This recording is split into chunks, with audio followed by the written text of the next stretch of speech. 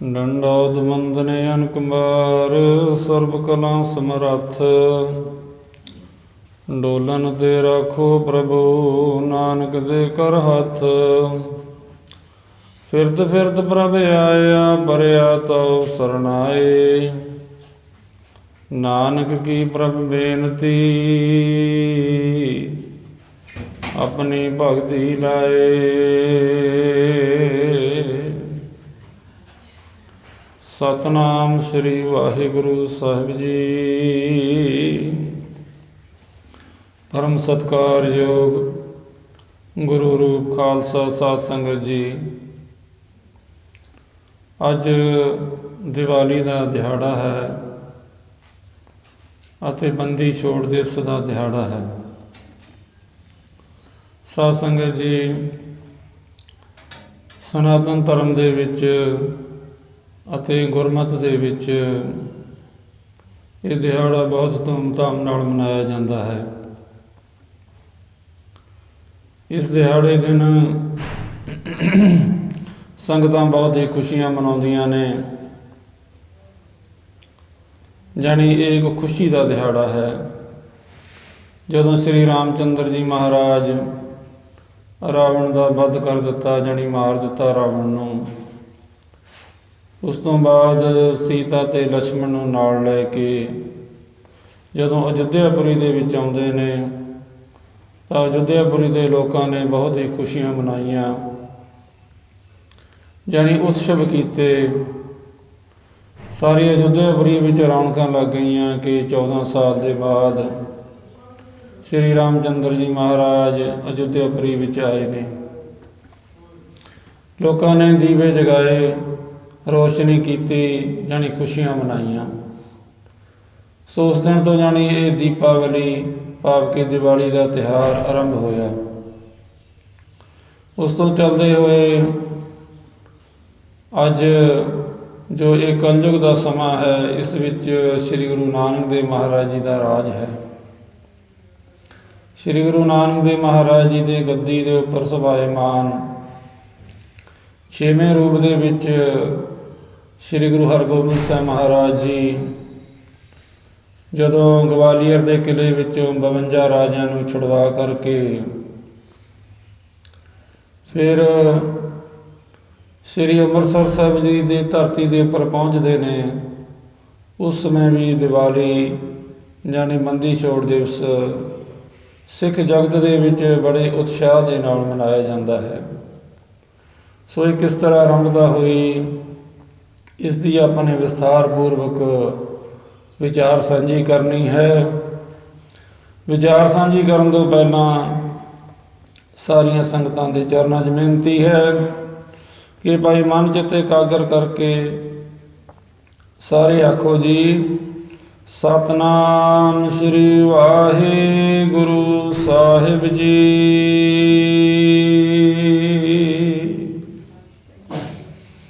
ਸਾਧ ਸੰਗਤ ਜੀ, ਜਦੋਂ ਸ਼੍ਰੀ ਗੁਰੂ ਅਰਜਨ ਦੇਵ ਮਹਾਰਾਜ ਜੀ ਲਾਹੌਰ ਦੇ ਵਿੱਚ ਉਹਨਾਂ ਦੀ ਸ਼ਹੀਦੀ ਹੋ ਗਈ, ਉਸ ਤੋਂ ਬਾਅਦ ਸ਼੍ਰੀ ਗੁਰੂ ਹਰਗੋਬਿੰਦ ਸਾਹਿਬ ਜੀ ਮਹਾਰਾਜ ਗੁਰਤਾ ਗੱਦੀ ਦੇ ਉੱਪਰ ਸਭਾਏਮਾਨ ਹੋ ਗਏ।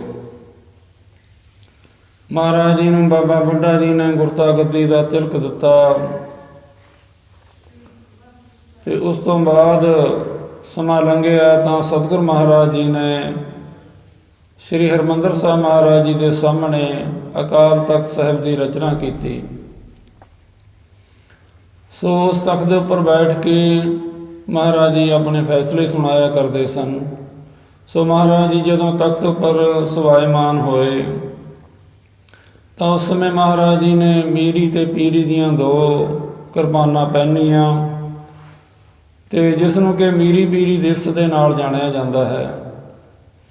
ਸੋ ਜਦੋਂ ਮਹਾਰਾਜ ਨੇ ਕੁਰਬਾਨਾਂ ਪਹਿਨੀਆਂ, ਜਾਣੀ ਸ਼ਸਤਰਧਾਰੀ ਸਰੂਪ ਦੇ ਵਿੱਚ ਮਹਾਰਾਜ ਹੋਏ ਅਤੇ ਸਿਰ ਦੇ ਉੱਪਰ ਕੰਘੀ ਲਾਈ ਮਹਾਰਾਜ ਜੀ ਨੇ। ਜਦੋਂ ਬਾਬਾ ਬੁੱਢਾ ਜੀ ਸੇਲੀ ਟੋਪੀ ਮਾਲਾ ਇਤਿਆਦਿਕ ਗੁਰਤਾ ਗੱਦੀ ਦੀ ਰਸਮ ਦੇਣ ਮੌਕੇ ਦੇਣ ਲੱਗੇ ਸਨ ਤਾਂ ਗੁਰੂ ਹਰਗੋਬਿੰਦ ਸਾਹਿਬ ਮਹਾਰਾਜ ਨੇ ਆਖਿਆ ਕਿ ਇਸ ਨੂੰ ਖਜ਼ਾਨੇ ਵਿੱਚ ਜਮ੍ਹਾਂ ਕਰਾ ਦਿਓ।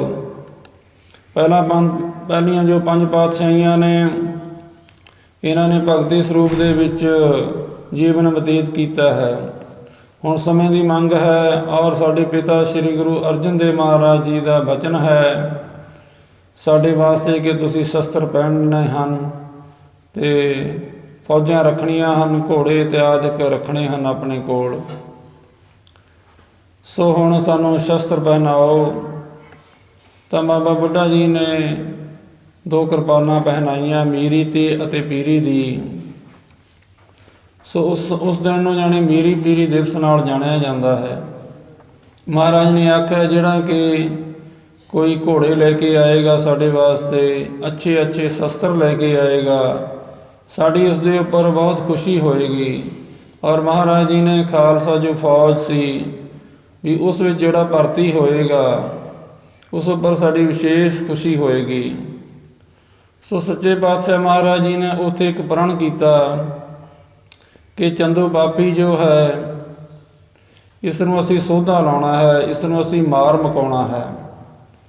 ਇਸ ਨੇ ਸਾਡੇ ਪਿਤਾ ਜੀ ਨੂੰ ਸ਼ਹੀਦ ਕਰਵਾਇਆ ਔਰ ਜਿਹੜੀਆਂ ਸੰਗਤਾਂ ਨੇ ਇਹ ਸਾਰੀਆਂ ਸਾਡੇ ਵੱਲ ਦੇਖ ਰਹੀਆਂ ਨੇ ਕਿ ਕਿਸ ਤਰ੍ਹਾਂ ਸਾਰੀਆਂ ਸੰਗਤਾਂ ਦੇ ਜਿਹੜੇ ਹਿਰਦੇ ਨੇ ਵਲੂੰਦਰੇ ਹੋਏ ਨੇ ਕਿ ਕਿਸ ਤਰ੍ਹਾਂ ਹੁਣ ਸ੍ਰੀ ਗੁਰੂ ਹਰਗੋਬਿੰਦ ਸਾਹਿਬ ਜੀ ਮਹਾਰਾਜ ਚੰਦੂ ਦੁਸ਼ਟ ਨੂੰ ਸੋਧਾ ਲਾਉਣਗੇ।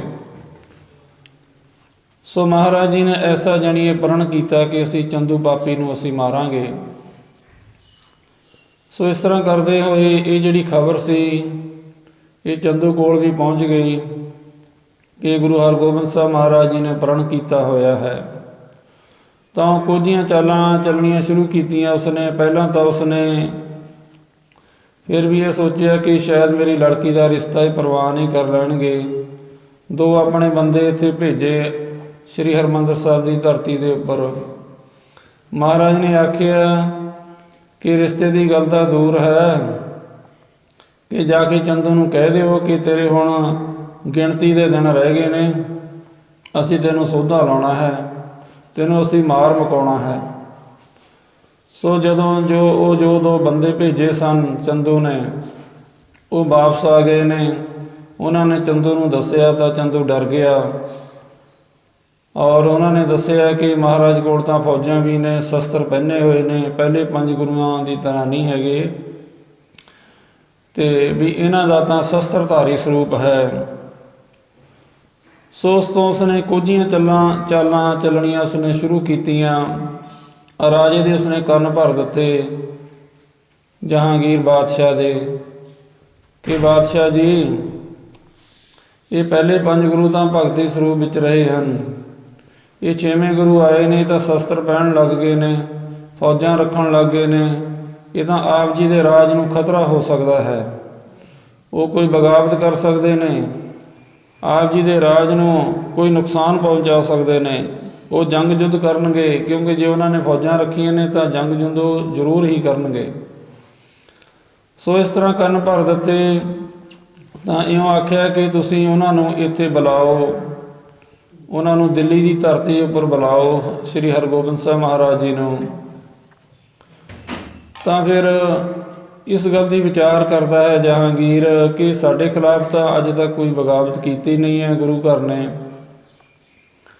ਤਾਂ ਉਹ ਆਪਣੀਆਂ ਵਿਚਾਰਾਂ ਕਰ ਹੀ ਰਹੇ ਸਨ। ਤਾਂ ਉਸ ਸਮੇਂ ਬਾਦਸ਼ਾਹ ਜਹਾਂਗੀਰ ਜੀ ਦੇ ਪਾਸ ਆਪਣਾ ਵਜ਼ੀਰ ਖਾਨ ਅਤੇ ਕਿੰਚ ਬੇਗ ਦੋਨੋਂ ਹੀ ਆਏ ਜੋ ਕਿ ਅਹਿਲਕਾਰ ਸਨ। ਇੱਕ ਤਾਂ ਵਜ਼ੀਰ ਖਾਨ ਗੁਰੂ 5ਵੇਂ ਪਾਤਸ਼ਾਹ ਮਹਾਰਾਜ ਜੀ ਦਾ ਸਿੱਖ ਹੋਇਆ ਹੈ, 6ਵੇਂ ਪਾਤਸ਼ਾਹ ਮਹਾਰਾਜ ਜੀ ਦੇ ਚਰਨਾਂ ਵਿੱਚ ਵੀ ਰਹਿੰਦਾ ਰਿਹਾ ਹੈ। ਸੋ ਇੱਕ ਵਜ਼ੀਰ ਖਾਨ ਹੈ ਜਿਸ ਨੇ ਕਿ 2 ਛੋਟੇ ਸਾਹਿਬਜ਼ਾਦੇ ਆਪਣਾ ਇੱਥੇ ਸਰਹੰਦ ਦੀਆਂ ਦੀਵਾਰਾਂ ਵਿੱਚ ਜਿਸ ਨੇ ਜੋ ਸਜ਼ਾ ਦਵਾਈ ਸੀ ਉਹ ਜਾਣੀ ਇੱਥੇ ਸ਼ਹੀਦੀ ਕਰਵਾਈ ਸੀ। ਸੋ ਇਸ ਤਰ੍ਹਾਂ ਕਰਕੇ ਇਹ ਵਜ਼ੀਰ ਖਾਂ ਅਲੱਗ ਹੈ। ਜੋ ਵਜ਼ੀਰ ਖਾਂ ਹੈ ਇਹ ਪਹਿਲਾ ਸੀ ਵਜ਼ੀਰ ਖਾਂ, ਇਹ ਸ਼ਰਧਾਲੂ ਹੈ ਗੁਰੂ ਘਰ ਦਾ। ਸੋ ਦੂਸਰਾ ਜਿਹੜਾ ਵਜ਼ੀਰ ਖਾਂ ਇਹ ਦੁਸ਼ਟ ਪਾਪੀ ਹੈ, ਇਸ ਨੇ ਛੋਟੇ ਸਾਹਿਬਜ਼ਾਦਿਆਂ ਦੀ ਇਸਨੇ ਸ਼ਹੀਦੀ ਕਰਵਾਈ ਸੀ। ਇਹ ਵਜ਼ੀਰ ਖਾਨ ਅਲੱਗ ਹੈ। ਸੋ ਜੋ 5ਵੇਂ ਪਾਤਸ਼ਾਹ ਮਹਾਰਾਜ ਦੇ ਸਮੇਂ ਹੋਇਆ ਹੈ, ਇਸ ਨੂੰ ਜਲੋਦਰ ਦਾ ਰੋਗ ਹੋ ਗਿਆ ਸੀ। ਉਹ ਰੋਗ ਇੱਥੇ ਹਰਿਮੰਦਰ ਸਾਹਿਬ ਦੀ ਧਰਤੀ ਦੇ ਉੱਪਰ ਗੁਰੂ ਅਰਜਨ ਦੇਵ ਮਹਾਰਾਜ ਦੀ ਕਿਰਪਾ ਨਾਲ ਉਹ ਠੀਕ ਹੋਇਆ ਔਰ ਇਹ ਵਜ਼ੀਰ ਖਾਂ ਰੋਜ਼ਾਨਾ ਇੱਕ ਸੁਖਮਨੀ ਸਾਹਿਬ ਦਾ ਪਾਠ ਰੋਜ਼ਾਨਾ ਕਰਿਆ ਕਰਦਾ ਸੀ। ਯਾਨੀ ਰੋਜ਼ਾਨਾ ਇਸ ਨੇ ਬਾਣੀ ਪੜ੍ਹਨੀ, ਸੁਖਮਨੀ ਸਾਹਿਬ ਦਾ ਪਾਠ ਕਰਕੇ ਹੀ ਇਸ ਨੇ ਫਿਰ ਆਪਣਾ ਜਲ ਪਾਣੀ, ਅੰਨ ਪਾਣੀ ਜਾਣੀ ਇਹ ਗ੍ਰਹਿਣ ਕਰਿਆ ਕਰਦਾ ਸੀ। ਸੋ ਆਪਾਂ ਇਸ ਵਜ਼ੀਰ ਖਾਂ ਦੀ ਗੱਲ ਕਰਦੇ ਹਾਂ।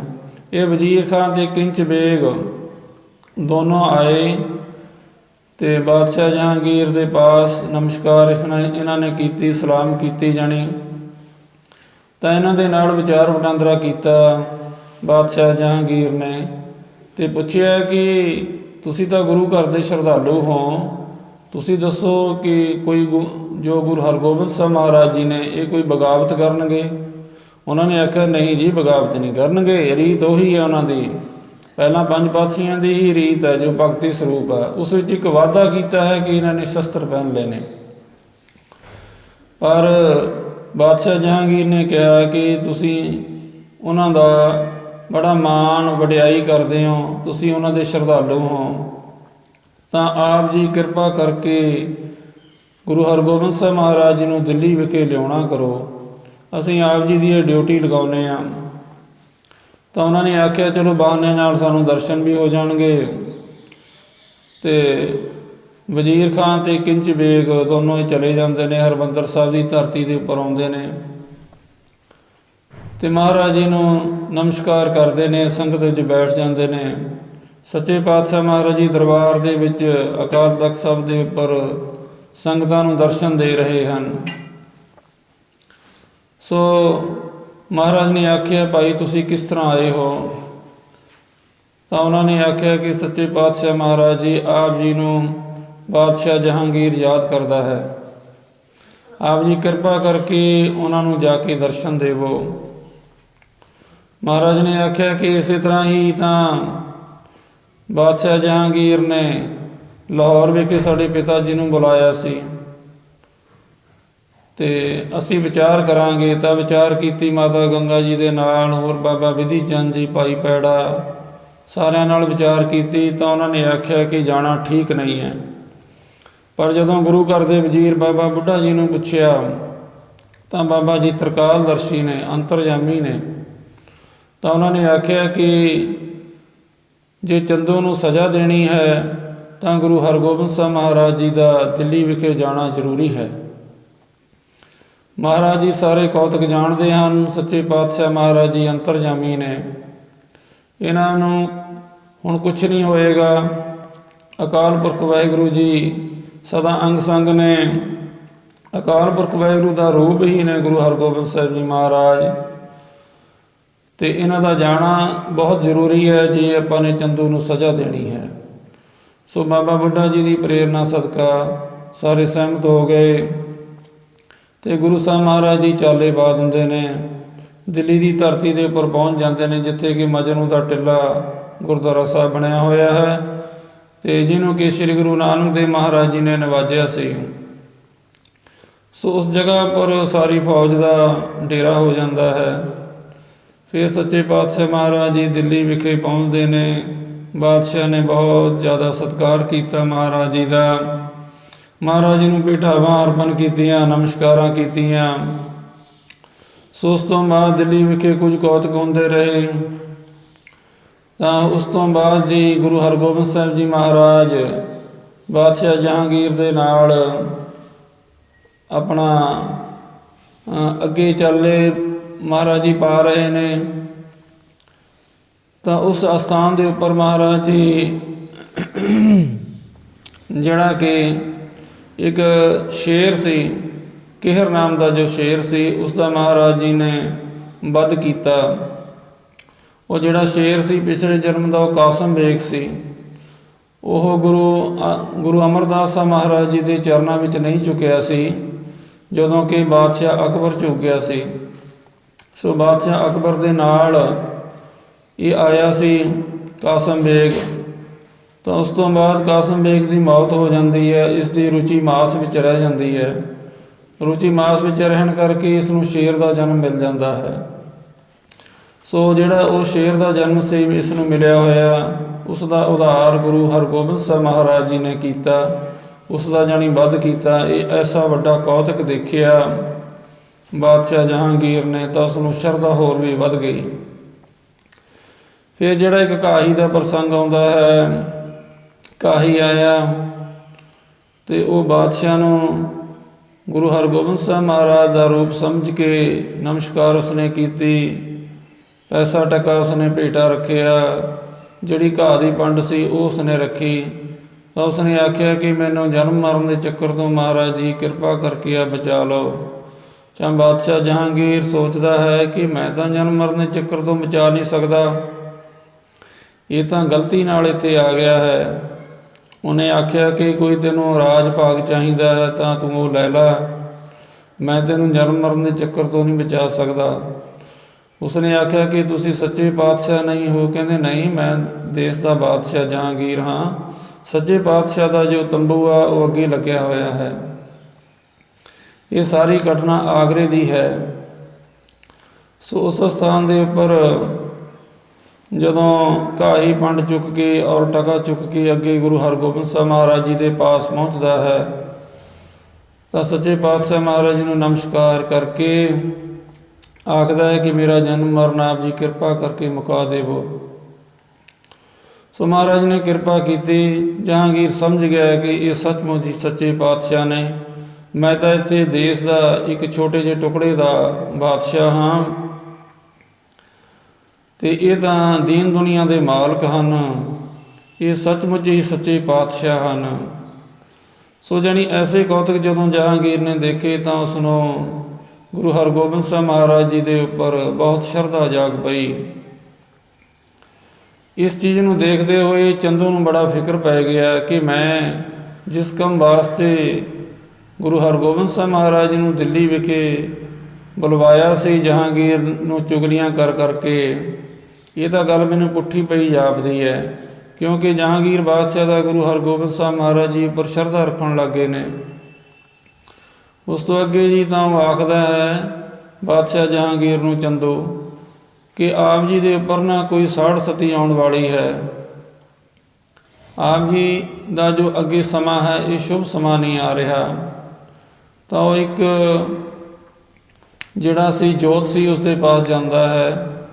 ਜੋਤਸ਼ੀ ਜਿਸ ਦੇ ਉੱਪਰ ਕਿ ਭਰੋਸਾ ਕਰਦਾ ਸੀ ਬਾਦਸ਼ਾਹ ਜਹਾਂਗੀਰ, ਜੋਤਸ਼ੀ ਨੂੰ ਪੈਸੇ ਦਿੰਦਾ, 500 ਰੁਪਈਆ ਪਹਿਲਾਂ ਦਿੰਦਾ, ਬਾਅਦ 'ਚ ਆਖਦਾ 5000 ਤੈਨੂੰ ਫਿਰ ਬਾਅਦ ਵਿੱਚ ਦਿੱਤਾ ਜਾਊਗਾ। ਤੂੰ ਬਾਦਸ਼ਾਹ ਜਹਾਂਗੀਰ ਨੂੰ ਇਹ ਕਹਿਣਾ ਹੈ ਕਿ ਤੇਰੇ ਉੱਪਰ ਸਾੜ ਸਤੀ ਆਈ ਹੋਈ ਹੈ, ਉਸ ਦਾ ਕੋਈ ਉਪਾਅ ਕਰ। ਤਾਂ ਇਸੇ ਤਰ੍ਹਾਂ ਕਰਕੇ ਹੀ ਜਿਹੜਾ ਜੋਤਸ਼ੀ ਆਉਂਦਾ ਹੈ, ਕਿਉਂਕਿ ਪੈਸੇ ਰਿਸ਼ਵਤ ਲੈ ਕੇ ਉਹ ਵਿਕ ਜਾਂਦਾ ਹੈ, ਉਹ ਬਾਦਸ਼ਾਹ ਜਹਾਂਗੀਰ ਨੂੰ ਆਖਦਾ ਹੈ ਕਿ ਤੇਰੇ ਉੱਪਰ ਕੋਈ ਸਾੜ ਸਤੀ ਆਉਣ ਵਾਲੀ ਹੈ, ਇਸ ਦਾ ਤੂੰ ਕੋਈ ਉਪਾਅ ਕਰ। ਤਾਂ ਉਹ ਆਖਦਾ ਕਿ ਉਪਾਅ ਕਿਸ ਤਰ੍ਹਾਂ ਹੋਏਗਾ। ਅਤੇ ਪਹਿਲਾਂ ਚੰਦੂ ਨੇ ਜਾਣੀ ਕੰਨ ਭਰੇ ਹੋਏ ਸਨ ਕਿ ਕੋਈ ਹਰਗੋਬਿੰਦ ਨਾਮ ਦਾ ਕੋਈ ਮਨੁੱਖ ਹੋਵੇ ਔਰ ਖੱਤਰੀ ਜਾਤ ਦਾ ਹੋਵੇ ਤਾਂ ਉਹ ਜੇ 40 ਦਿਨ ਤੇਰੇ ਵਾਸਤੇ ਤਪ ਕਰੇਗਾ ਗਵਾਲੀਅਰ ਦੇ ਕਿਲ੍ਹੇ ਵਿੱਚ ਬੈਠ ਕਰਕੇ, ਤਾਂ ਤੇਰੀ ਇਹ ਸਾੜ ਸਤੀ ਟਲ ਸਕਦੀ ਹੈ।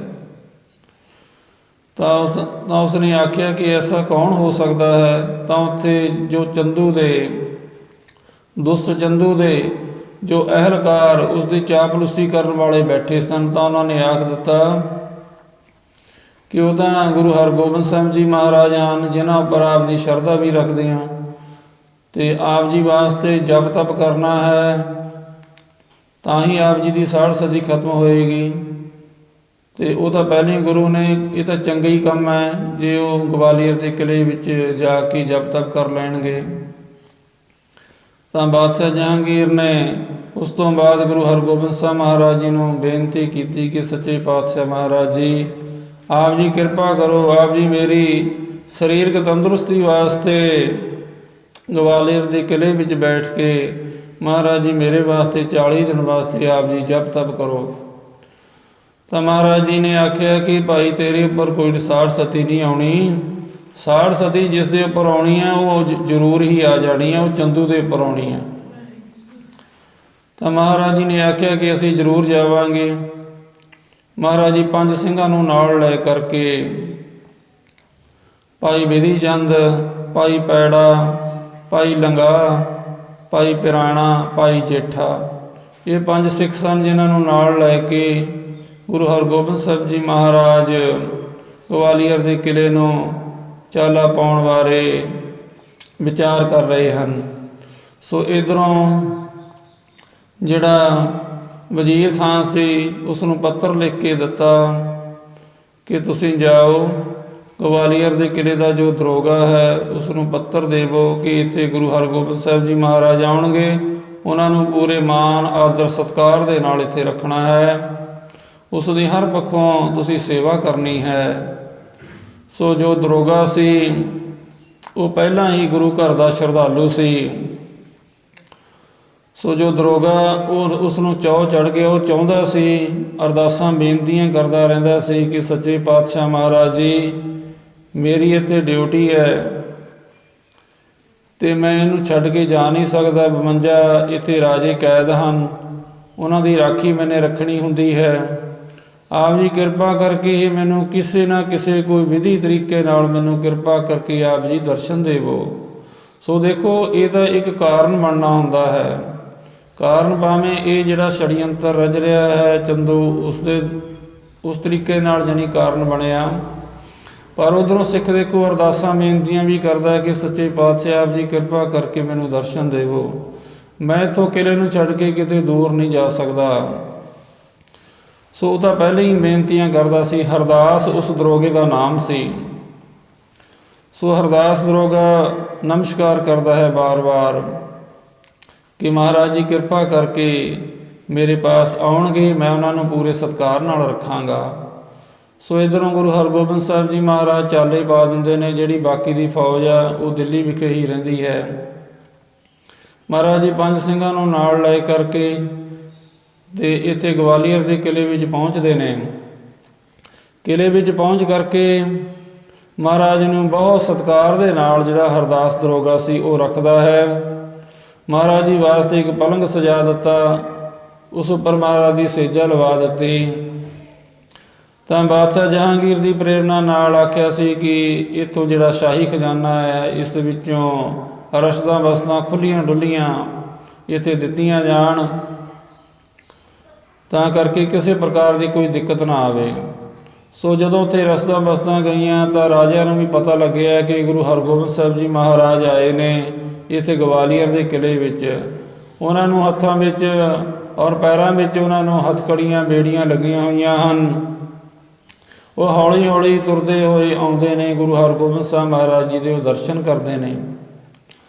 52 ਰਾਜਿਆਂ ਨੇ ਜਦੋਂ ਦਰਸ਼ਨ ਕੀਤੇ, ਨਮਸਕਾਰਾਂ ਕੀਤੀਆਂ, ਤਾਂ ਉਹਨਾਂ ਦੇ ਮਨ ਨੂੰ ਠੰਡ ਹੋ ਗਈ ਅਤੇ ਮਨ ਦੇ ਵਿੱਚ ਇੱਕ ਧੀਰਜ ਆ ਗਈ ਕਿ ਇਹ ਮਹਾਰਾਜ ਜੀ ਕਿਰਪਾ ਕਰਕੇ ਸਾਨੂੰ ਮੁਕਤ ਕਰਾਉਣ ਵਾਸਤੇ ਹੀ ਇੱਥੇ ਆਏ ਨੇ। ਸੋ ਜੋ ਰਸਤਾਂ ਬਸਤਾਂ ਆਉਂਦੀਆਂ ਸਨ ਉਹਨਾਂ ਦੁਆਰਾ ਗੁਰੂ ਹਰਗੋਬਿੰਦ ਸਾਹਿਬ ਜੀ ਮਹਾਰਾਜ ਉੱਥੇ ਦੇਗਾਂ ਤਿਆਰ ਕਰਵਾਉਂਦੇ, ਖੁੱਲ੍ਹੇ ਲੰਗਰ ਉੱਥੇ ਚਲਾ ਦਿੰਦੇ ਜੇਲ੍ਹ ਦੇ ਵਿੱਚ। ਜਿਹੜੇ 52 ਰਾਜੇ ਸੀ ਉਹਨਾਂ ਨੂੰ ਮੌਜਾਂ ਲੱਗ ਗਈਆਂ, ਸੋ ਖੁੱਲ੍ਹਾ ਖਾਂਦੇ ਪੀਂਦੇ ਨੇ। ਪਰ ਗੁਰੂ ਸਾਹਿਬ ਜੀ 2 ਦਿਨ ਲੰਘ ਗਏ, ਕੁਝ ਨਾ ਛਕਿਆ ਮਹਾਰਾਜ ਜੀ ਨੇ। ਸੋ ਮਹਾਰਾਜ ਦੇ ਨਾਲ ਜੋ ਸਿੱਖ ਗਏ ਸਨ 5 ਸਿੱਖ, ਇਹ ਆਖਦੇ ਨੇ ਮਹਾਰਾਜ ਜੀ ਆਪ ਜੀ ਨੇ ਤਾਂ ਕੁਝ ਵੀ ਨਹੀਂ ਛਕਿਆ। ਮਹਾਰਾਜ ਜੀ ਨੇ ਆਖਿਆ ਕਿ ਅਸੀਂ ਰਾਜ ਘਰਾਣੇ ਦਾ ਅਸੀਂ ਕੁਝ ਨਹੀਂ ਖਾਣਾ ਅਤੇ ਆਪ ਕਿਰਪਾ ਕਰੋ ਸੱਚੇ ਪਾਤਸ਼ਾਹ ਮਹਾਰਾਜ ਜੀ, ਫਿਰ ਕਿਸ ਤਰ੍ਹਾਂ ਆਪ ਜੀ ਪ੍ਰਸ਼ਾਦਾ ਛਕੋਗੇ। ਤਾਂ ਮਹਾਰਾਜ ਨੇ ਆਖਿਆ ਕਿ ਭਾਈ ਤੁਸੀਂ ਬਾਹਰ ਕਿਰਤ ਕਰਨ ਜਾਓ, ਕਿਰਤ ਕਰਕੇ ਜੋ ਧਨ ਕਮਾਓਗੇ ਉਸ ਵਿੱਚੋਂ ਸਾਨੂੰ ਪ੍ਰਸ਼ਾਦਾ ਤਿਆਰ ਕਰਕੇ ਫਿਰ ਤੁਸੀਂ ਸਾਨੂੰ ਛਕਾਇਓ ਜੀ। ਸੋ ਦੇਖੋ ਮਹਾਰਾਜ ਨੇ ਉੱਥੇ ਵੀ ਆਪਣੀ ਮਰਿਆਦਾ ਰੱਖੀ, ਜਾਣੀ ਰਾਜ ਘਰਾਣੇ ਦਾ ਮਹਾਰਾਜ ਨੇ ਅੰਨ ਪਾਣੀ ਨਹੀਂ ਛਕਿਆ। ਸੋ ਜਾਣੀ ਇਹ ਸਾਨੂੰ ਇਹ ਤੋਂ ਸੇਧ ਲੈਣੀ ਚਾਹੀਦੀ ਹੈ ਕਿ ਸਾਨੂੰ ਆਪਣੀ ਕਿਰਤ ਕਰਕੇ ਜਾਣੀ ਜ਼ਰੂਰ ਛਕਣਾ ਚਾਹੀਦਾ ਹੈ। ਆਪਣੀ ਕਿਰਤ ਕਰੋ, ਨਾਮ ਜਪੋ, ਵੰਡ ਛਕੋ। ਸੋ ਸੱਚੇ ਪਾਤਸ਼ਾਹ ਮਹਾਰਾਜ ਦੀ ਪ੍ਰੇਰਨਾ ਸਦਕਾ 5 ਸਿੰਘ ਬਾਹਰ ਆਉਂਦੇ ਨੇ। ਇੱਕ ਲੁਹਾਰ ਦੇ ਕੋਲ ਆ ਕੇ ਉਹ ਕਿਰਤ ਕਰਦੇ ਨੇ। ਕਿਰਤ ਕਰਕੇ ਜੋ ਪੈਸਾ ਉਹਨਾਂ ਨੂੰ ਜੋ ਆਪਣਾ ਇਹ ਤਨਖਾਹ ਮਿਲਦੀ ਹੈ ਉਸ ਦੇ ਨਾਲ ਦੀ ਉਹ ਫਿਰ ਰਸਦਾਂ ਬਸਤਾਂ ਲੈ ਕੇ ਮਹਾਰਾਜ ਜੀ ਵਾਸਤੇ ਬਹੁਤ ਹੀ ਸੁੰਦਰ ਥਾਲ ਦੇ ਵਿੱਚ ਪਰੋਸ ਕਰਕੇ ਪ੍ਰਸ਼ਾਦਾ ਪਾਣੀ ਲੈ ਕਰਕੇ ਆਉਂਦੇ ਨੇ। ਮਹਾਰਾਜ ਜੀ ਫਿਰ ਉਹ ਪ੍ਰਸ਼ਾਦਾ ਛਕਦੇ ਨੇ। ਸੋ ਸੱਚੇ ਪਾਤਸ਼ਾਹ ਮਹਾਰਾਜ ਜੀ ਜਿੱਥੇ ਬੈਠਦੇ ਨੇ ਉੱਥੇ ਸੰਗਤ ਹੋ ਜਾਂਦੀ ਹੈ। ਉੱਥੇ ਸਤਸੰਗ ਹੋਣ ਲੱਗ ਗਿਆ। ਸੰਗਤਾਂ ਆਰਾਮ ਦੇ ਨਾਲ ਬੈਠਣ ਲੱਗ ਗਈਆਂ। 52 ਰਾਜਿਆਂ ਨੂੰ ਵੀ ਸਤਸੰਗ ਮਿਲਣ ਲੱਗ ਗਿਆ। ਮਹਾਰਾਜ ਨਾਮ ਬਾਣੀ ਦਾ ਉਪਦੇਸ਼ ਉੱਥੇ ਦੇਣ ਲੱਗ ਗਏ ਜੇਲ੍ਹ ਦੇ ਵਿੱਚ ਹੀ। ਸੋ ਸੱਚੇ ਪਾਤਸ਼ਾਹ ਮਹਾਰਾਜ ਦੀ ਕਿਰਪਾ ਨਾਲ 52 ਰਾਜਿਆਂ ਨੂੰ ਬੜਾ ਸੁੱਖ ਪ੍ਰਾਪਤ ਹੋਇਆ। ਸੋ ਸਮਾਂ ਬੀਤਦਾ ਗਿਆ, 40 ਦਿਨ ਪੂਰੇ ਹੋ ਗਏ। ਉਸ ਤੋਂ ਉੱਪਰ 2 ਦਿਨ ਨਿਕਲ ਗਏ, 42 ਦਿਨ ਜਾਣੀ ਹੋ ਗਏ। ਤਾਂ ਜਿਹੜੇ ਸਿੰਘ ਨੇ ਵਿਚਾਰ ਕਰਦੇ ਨੇ ਕਿ ਰਾਜੇ ਨੇ ਤਾਂ ਕੋਈ ਸੁਨੇਹਾ ਹੀ ਨਹੀਂ ਭੇਜਿਆ। ਸੋ ਇੱਧਰੋਂ ਜਿਹੜਾ ਚੰਦੂ ਸੀ, ਇਸਨੇ ਇੱਕ ਪੁਸ਼ਾਕ ਭੇਜੀ ਸੀ, ਉਸ ਨੂੰ ਜ਼ਹਿਰ ਲਾ ਕੇ ਭੇਜਿਆ ਸੀ ਕਿ ਗੁਰੂ ਹਰਗੋਬਿੰਦ ਸਾਹਿਬ ਨੂੰ ਇਹ ਤੁਸੀਂ ਪਹਿਨਾ ਦਿਓ। ਹਰਦਾਸ ਦਰੋਗੇ ਦੇ ਨੂੰ ਜਦੋਂ ਆਖਿਆ ਐਸਾ ਚੰਦੂ ਬਾਦਸ਼ਾਹ ਨੇ, ਤਾਂ ਪਰ ਇਹ ਤਾਂ ਬੜਾ ਸ਼ਰਧਾਲੂ ਸੀ ਹਰਦਾਸ, ਪਰ ਇਸਨੇ ਐਸਾ ਨਹੀਂ ਕੀਤਾ, ਸਗੋਂ ਉਲਟਾ ਜਵਾਬ ਦੇ ਦਿੱਤਾ ਕਿ ਮੈਂ ਐਸਾ ਨਹੀਂ ਕਰਾਂਗਾ, ਮੈਂ ਤਾਂ ਗੁਰੂ ਹਰਗੋਬਿੰਦ ਸਾਹਿਬ ਮਹਾਰਾਜ ਜੀ ਦਾ ਸਿੱਖ ਹਾਂ, ਮੈਂ ਉਹਨਾਂ ਨਾਲ ਐਸਾ ਵਿਹਾਰ ਨਹੀਂ ਕਰ ਸਕਦਾ।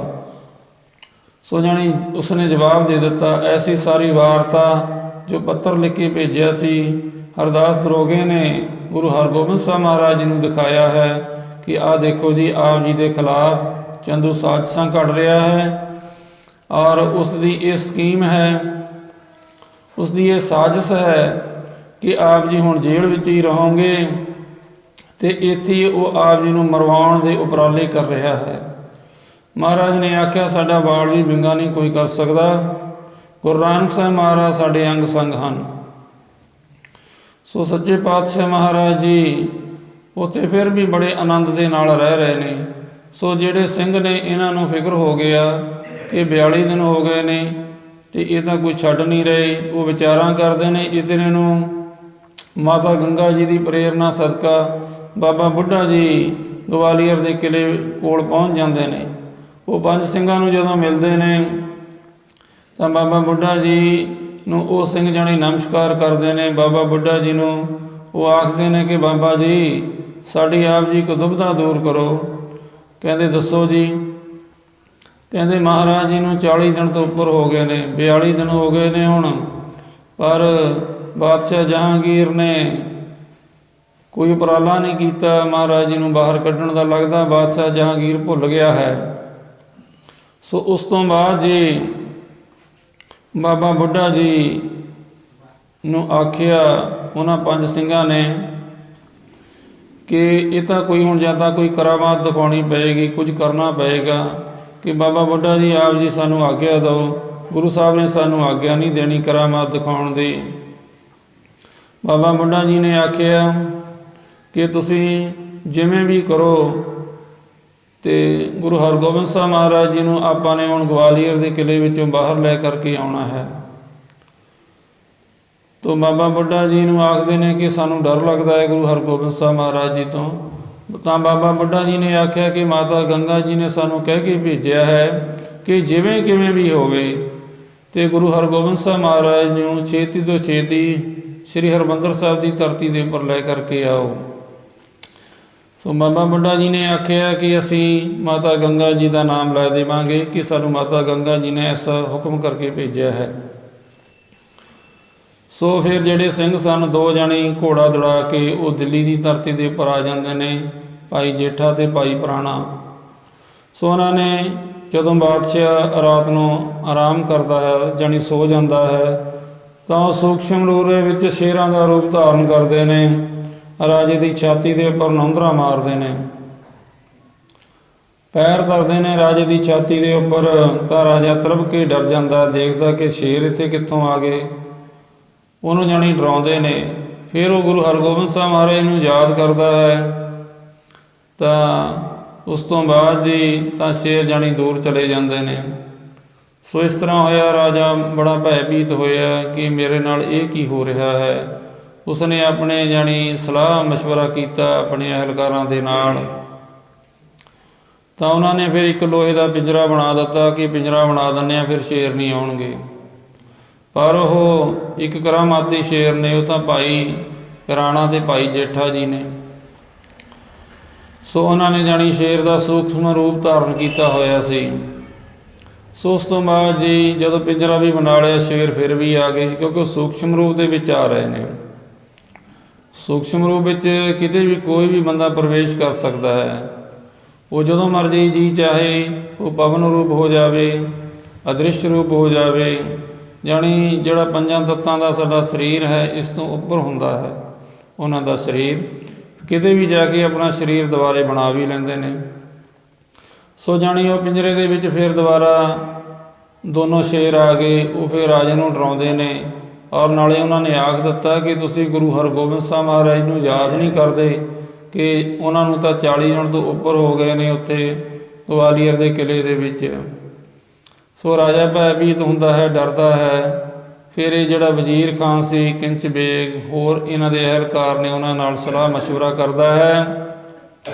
ਤਾਂ ਫਿਰ ਜਹਾਂਗੀਰ ਬਾਦਸ਼ਾਹ ਆਖ ਦਿੰਦਾ ਹੈ ਕਿ ਭਾਈ ਗੁਰੂ ਹਰਗੋਬਿੰਦ ਸਾਹਿਬ ਮਹਾਰਾਜ ਜੀ ਨੂੰ ਬਾਹਰ ਲੈ ਕੇ ਆਓ। ਤਾਂ 2 ਉਮਰਾ ਭੇਜੇ, 2 ਵਾਰੀ ਜਾਣੀ ਭੇਜੇ। ਤਾਂ ਗੁਰੂ ਹਰਗੋਬਿੰਦ ਸਾਹਿਬ ਜੀ ਮਹਾਰਾਜ ਪਾਸ ਜਦੋਂ ਪਹੁੰਚੇ ਤਾਂ ਗੁਰੂ ਹਰਗੋਬਿੰਦ ਸਾਹਿਬ ਮਹਾਰਾਜ ਜੀ ਨੇ ਜਵਾਬ ਦੇ ਦਿੱਤਾ ਕਿ ਅਸੀਂ ਬਾਹਰ ਨਹੀਂ ਜਾਵਾਂਗੇ। ਤਾਂ ਉਸ ਤੋਂ ਬਾਅਦ ਬਾਦਸ਼ਾਹ ਜਹਾਂਗੀਰ ਨੇ ਆਖਿਆ ਕਿ ਵਜ਼ੀਰ ਖਾਂ ਆਪ ਜੀ ਗੁਰੂ ਘਰ ਦੇ ਸ਼ਰਧਾਲੂ ਹੋ, ਗੁਰੂ ਸਾਹਿਬ ਵੀ ਆਪ ਜੀ ਦਾ ਸਤਿਕਾਰ ਕਰਦੇ ਨੇ, ਆਪ ਜੀ ਪ੍ਰੇਮੀ ਸਿੱਖ ਹੋ ਗੁਰੂ ਦੇ। ਸੋ ਆਪ ਜਾਓ ਗੁਰੂ ਸਾਹਿਬ ਨੂੰ ਆਪ ਜੀ ਸੁਨੇਹਾ ਦੇਵੋ, ਸਾਡੇ ਵੱਲੋਂ ਬੇਨਤੀਆਂ ਕਰੋ ਕਿ ਆਪ ਜੀ ਕਿਲ੍ਹੇ ਦੇ ਵਿੱਚੋਂ ਬਾਹਰ ਆਵੋ। ਸੋ ਇਸ ਤਰ੍ਹਾਂ ਕਰਕੇ ਹੀ ਵਜ਼ੀਰ ਖਾਂ ਉੱਥੇ ਪਹੁੰਚਦਾ ਹੈ, ਗੁਰੂ ਸਾਹਿਬ ਨੂੰ ਮਿਲਦਾ ਹੈ।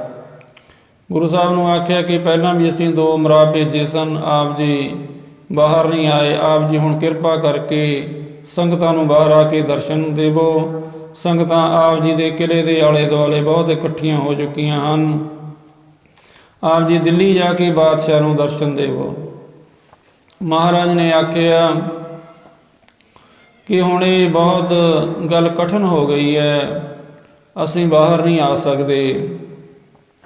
ਤਾਂ ਜੋ ਵਾਰਤਾਲਾਪ ਹੁੰਦੀ ਹੈ, ਬਾਦਸ਼ਾਹ ਜਹਾਂਗੀਰ ਦੇ ਅਹਿਲਕਾਰ ਵਜ਼ੀਰ ਖਾਨ ਨਾਲ ਅਤੇ ਗੁਰੂ ਹਰਗੋਬਿੰਦ ਸਾਹਿਬ ਜੀ ਨਾਲ, ਉਸ ਨੂੰ ਕਵੀ ਸੰਤੋਖ ਸਿੰਘ ਜੀ ਇਸ ਤਰ੍ਹਾਂ ਜਾਣੀ ਇਹ ਕਲਮਬੰਦ ਕਰਦੇ ਹਨ।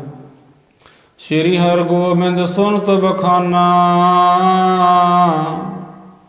ਅਟਕ ਪਰੀ ਇੱਕ ਕਠਨ ਮਹਾਨਾ।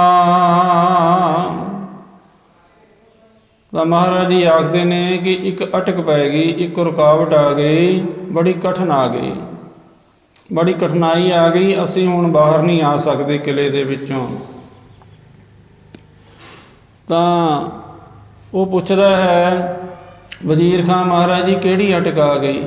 ਸ਼੍ਰੀ ਹਰਗੋਬਿੰਦ ਸੁਨਤ ਬਖਾਨਾ, ਅਟਕ ਪਰੀ ਇੱਕ ਕਠਨ ਮਹਾਨਾ।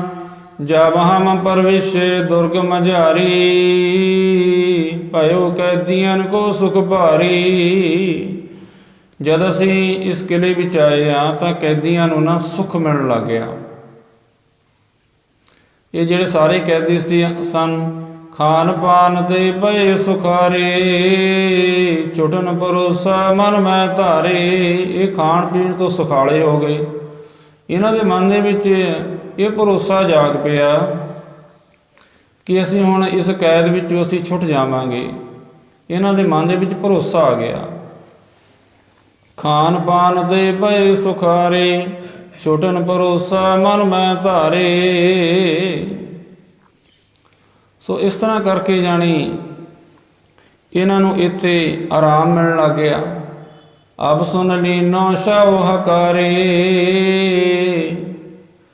ਪਰੇ ਸਰਨ ਬਹੁ ਬਿਨੈ ਉਚਾਰੇ। ਹੁਣ ਇਹਨਾਂ ਨੇ ਸੁਣ ਲਿਆ ਕਿ ਸਾਨੂੰ ਸ਼ਾਹ ਨੇ, ਭਾਵ ਕਿ ਬਾਦਸ਼ਾਹ ਜਹਾਂਗੀਰ ਨੇ ਸਾਨੂੰ ਬੁਲਾ ਲਿਆ ਹੈ, ਅਤੇ ਇਹ ਹੁਣ ਡਰ ਗਏ ਨੇ ਔਰ ਸਾਡੀ ਸ਼ਰਨ ਵਿੱਚ ਆ ਗਏ ਨੇ।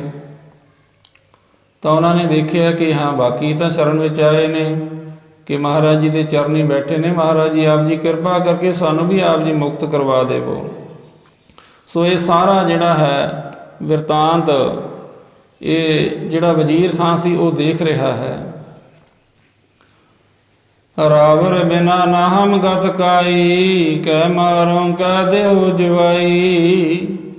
ਸੋ ਜਿਹੜੇ ਰਾਜੇ ਨੇ ਉਹ ਆਖਦੇ ਨੇ ਗੁਰੂ ਹਰਗੋਬਿੰਦ ਸਾਹਿਬ ਮਹਾਰਾਜ ਜੀ ਨੂੰ ਕਿ ਤੁਹਾਡੇ ਤੋਂ ਬਿਨਾਂ ਸਾਡੀ ਕੋਈ ਗਤੀ ਨਹੀਂ ਹੈ। ਆਪ ਜੀ ਭਾਵੇਂ ਸਾਨੂੰ ਮਾਰ ਦੇਵੋ, ਭਾਵੇਂ ਜਵਾਲ ਦੇਵੋ, ਜੇ ਅਸੀਂ ਇੱਥੇ ਹੀ ਰਹੇ ਤਾਂ ਸਾਡੀ ਮੌਤ ਹੋ ਜਾਣੀ ਹੈ। ਸਾਡੀ ਜੇਲ੍ਹ ਵਿੱਚ ਕੋਈ ਛੁੱਟਣ ਦਾ ਭਰੋਸਾ ਹੀ ਨਹੀਂ, ਸਾਰੀ ਜ਼ਿੰਦਗੀ ਅਸੀਂ ਜੇਲ੍ਹ ਵਿੱਚ ਮਰ ਖੱਪ ਕੇ ਅਸੀਂ ਮਰ ਜਾਵਾਂਗੇ। ਤੇ ਆਪ ਜੀ ਦੇ ਹੱਥ ਬਾਣ ਡੋਰਾ ਹੈ ਸੱਚੇ ਪਾਤਸ਼ਾਹ ਮਹਾਰਾਜ ਜੀ, ਆਪ ਜੀ ਕਿਰਪਾ ਕਰਕੇ ਸਾਨੂੰ ਭਾਵੇਂ ਇੱਥੇ ਮਰਵਾ ਦੇਵੋ, ਭਾਵੇਂ ਸਾਨੂੰ ਇੱਥੇ ਜ਼ਿੰਦਗੀ ਦਿਵਾ ਦੇਵੋ ਆਪ ਜੀ, ਜਾਣੀ ਆਪ ਜੀ ਛੁਟਵਾ ਸਕਦੇ ਹੋ ਸਾਨੂੰ। ਕਹਿ ਮਾਰੋਂ ਕਹਿ ਦੇਹੁ ਜਵਾਈ, ਆਪ ਜੀ ਭਾਵੇਂ ਇਹ ਐਸਾ ਜਾਣੀ ਵਚਨ ਕਰ ਰਹੇ ਨੇ ਜਿਹੜੇ 52 ਰਾਜੇ ਨੇ, ਤਾਂ ਗੁਰੂ ਹਰਗੋਬਿੰਦ ਸਾਹਿਬ ਮਹਾਰਾਜ ਜੀ ਨੇ ਉਹਨਾਂ ਨੂੰ ਆਖ ਦਿੱਤਾ ਸੀ ਕਿ ਅਸੀਂ ਤੁਹਾਨੂੰ ਜ਼ਰੂਰ ਛੁਡਵਾਵਾਂਗੇ, ਅਸੀਂ ਤੁਹਾਨੂੰ ਜੇਲ੍ਹ ਵਿੱਚ ਬਾਹਰ ਕਢਵਾਵਾਂਗੇ। ਹਮਰੀ ਸਦਾ ਵਰਤਗਿਆ ਆਹੀ, ਸਰਨ ਪਰੇ ਕੋ ਤਿਆਗਤ ਨਾਹੀ। ਤਾਂ ਉਹਨਾਂ ਨੇ ਆਖਿਆ ਗੁਰੂ ਹਰਗੋਬਿੰਦ ਸਾਹਿਬ ਮਹਾਰਾਜ ਜੀ ਨੇ ਕਿ ਸਾਡੀ ਇਹ ਪ੍ਰਤਿਗਿਆ ਹੈ, ਜਿਹੜਾ ਕਿ ਕੋਈ ਸਾਡੀ ਸ਼ਰਨ ਵਿੱਚ ਆ ਜਾਂਦਾ ਅਸੀਂ ਉਸ ਨੂੰ ਤਿਆਗਦੇ ਨਹੀਂ ਹਾਂ, ਉਸ ਨੂੰ ਆਪਣੇ ਗਲ ਨਾਲ ਅਸੀਂ ਲਾ ਕੇ ਰੱਖਦੇ ਹਾਂ। ਸੋ ਐਸਾ ਮਹਾਰਾਜ ਜੀ ਨੇ ਵਚਨ ਕੀਤਾ। ਮਹਾਰਾਜ ਕਹਿੰਦੇ ਸਾਡਾ ਇਹ ਵਚਨ ਹੈ ਕਿ ਅਸੀਂ ਆਪ ਜੀ ਨੂੰ ਜ਼ਰੂਰ ਲੈ ਕੇ ਜਾਵਾਂਗੇ। ਔਖੀ ਘੜੀ ਨਾ ਦੇਖਣ ਦੇ ਆਪਣਾ ਬਿਰਦ ਸੰਭਾਲੇ, ਹਾਥ ਦੇ ਰਾਖੀ ਆਪਣੇ ਕੋ ਸਾਸ ਸਾਸ ਪ੍ਰਤਪਾਲੇ। ਸੋ ਐਸਾ ਮਹਾਰਾਜ ਜੀ ਨੇ ਉੱਥੇ ਵਚਨ ਕੀਤਾ, ਜੋ ਸ਼ਰਨ ਆਵੈ ਤਿਸ ਕੰਠ ਲਾਵੈ, ਇਹ ਬਿਰਦ ਸੁਆਮੀ ਸੰਦਾ। ਸੋ 52 ਰਾਜਿਆਂ ਨੂੰ ਮਹਾਰਾਜ ਨੇ ਭਰੋਸਾ ਦਿਵਾਇਆ ਕਿ ਅਸੀਂ ਤੁਹਾਨੂੰ ਜ਼ਰੂਰ ਇੱਥੋਂ ਛੁਡਵਾਵਾਂਗੇ। ਇਹ ਸਾਰੀ ਗੱਲ ਸੁਣ ਰਿਹਾ ਏ ਜਿਹੜਾ ਬਾਦਸ਼ਾਹ ਜਹਾਂਗੀਰ ਨੇ ਵਜ਼ੀਰ ਖਾਨ ਨੂੰ ਭੇਜਿਆ ਸੀ ਅਹਿਲਕਾਰ ਨੂੰ, ਉਹ ਸਾਰੀ ਗੱਲ ਇਹ ਸੁਣ ਰਿਹਾ ਕਿ 52 ਰਾਜੇ ਤਾਂ ਗੁਰੂ ਦੇ ਚਰਨੀ ਵਿੱਚ ਪੈ ਗਏ।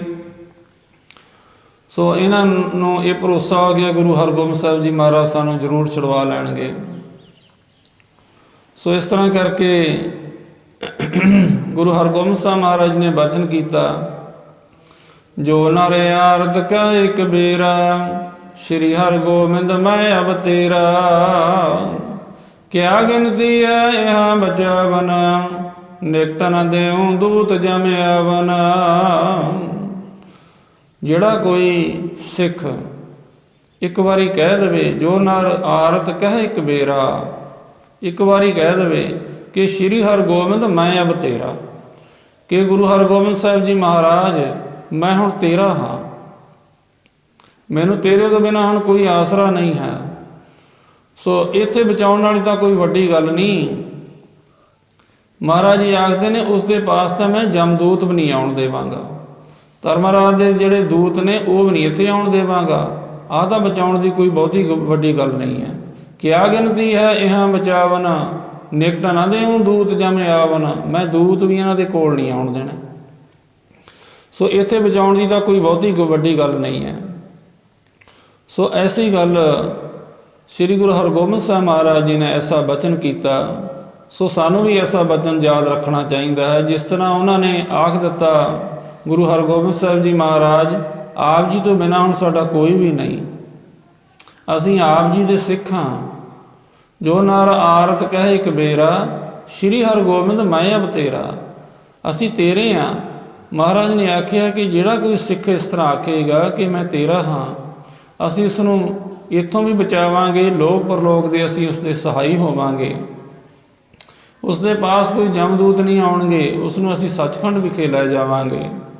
ਸੋ ਭਾਈ ਆਪਾਂ ਵੀ ਰਲ ਮਿਲ ਕੇ ਆਖੀਏ, ਸ਼੍ਰੀ ਹਰਗੋਬਿੰਦ ਮੈਂ ਅਬ ਤੇਰਾ, ਸ਼੍ਰੀ ਹਰਗੋਬਿੰਦ ਮੈਂ ਅਬ ਤੇਰਾ।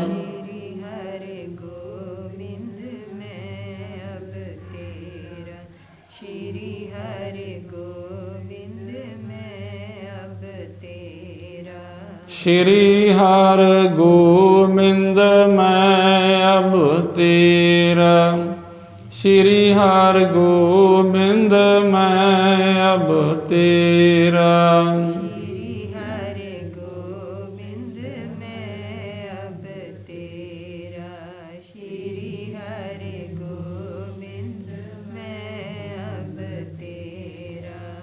ਸੋ ਇਸ ਤਰ੍ਹਾਂ ਕਰਕੇ ਉਹਨਾਂ ਨੇ, ਰਾਜਿਆਂ ਨੇ ਜਦ ਇਸ ਤਰ੍ਹਾਂ ਕਿਹਾ ਤਾਂ ਜਿਹੜਾ ਅਹਿਲਕਾਰ ਸੀ ਵਜ਼ੀਰ ਖਾਂ ਉਹ ਵਾਪਸ ਆ ਗਿਆ।